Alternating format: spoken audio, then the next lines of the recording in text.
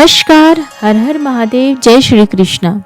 आज के इस वीडियो में हम श्रवण करने जा रहे हैं जितिया व्रत कथा।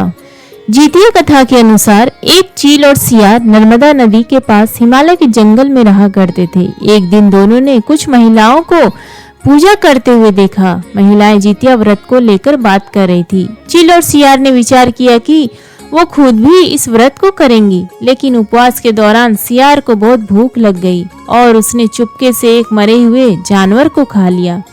लेकिन चील ने सियार को मांस खाते हुए देख लिया था। वहीं दूसरी ओर चील ने पूरे श्रद्धा और समर्पण भाव से जितिया का व्रत किया और इसके नियमों का पालन किया। कुछ समय बाद चील और सियार दोनों की मृत्यु हो गई। उनका दूसरा जन्म मनुष्य रूप में हुआ। दोनों ने एक ही घर में बहन के रूप में जन्म लिया। बड़ी बहन का नाम कर्पूरावती और दूसरी का नाम शीलावती था। बड़े होने पर दोनों बहनों का विवाह कर दिया गया। कर्पूरावती का विवाह एक राजकुमार के साथ हुआ और शीलावती का विवाह एक ब्राह्मण के साथ हुआ। शादी के बाद दोनों बहनों को 7 पुत्र हुए। छोटी बहन शीलावती के 7 पुत्र जीवित बचे और बड़ी बहन से सभी पुत्र जन्म के कुछ दिन बाद एक एक करके मर गए। बड़ी बहन कर्पूरावती को छोटी बहन से जलन होने लगी कि गरीब घर में विवाह होने के बाद भी वह अपने पति और बच्चों के साथ खुशहाल जीवन जी रही है और मैं राजकुमार की पत्नी होने के बावजूद भी सुखी नहीं हुई। उसने मन में सोचा कि जरूर मेरी छोटी बहन डायन है, जिसने जादू टोना कर मेरी संतानों को मार दिया। उसमें बदले की भावना तेज हो गई और उसने अपनी छोटी बहन के बच्चों को मारने के कई बार प्रयास किए, लेकिन वह सफल नहीं हुई। एक बार रानी कर्पूरावती ने राजा से शर्त रखी कि उसे शीलावती के 7 पुत्रों का सिर चाहिए। राजा के मना करने के बावजूद भी वह नहीं मानी। आखिरकार राजा को उसकी बात माननी पड़ी। राजा ने चांडाल को आदेश दिया कि शीलावती के पुत्रों का सिर काट कर ले आओ।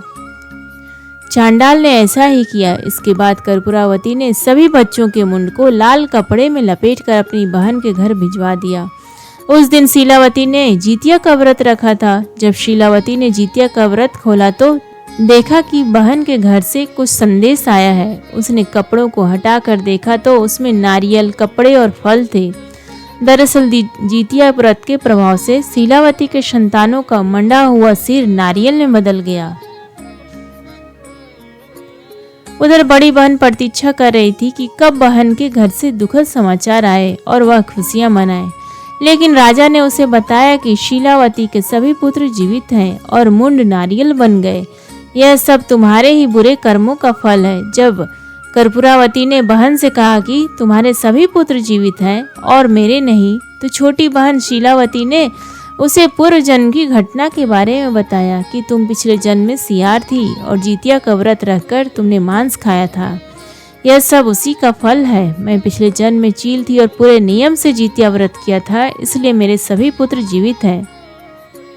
बाद में कर्पूरावती ने भी विधि विधान से जितिया का व्रत किया और उसे भी संतान सुख प्राप्त हुआ। चील सियार से जुड़ी यह कथा जितिया व्रत की महिमा दर्शाती है, इसका महत्व बताती है। इस तरह यह व्रत संतान सुख की प्राप्ति के लिए जगत में प्रसिद्ध हो गया।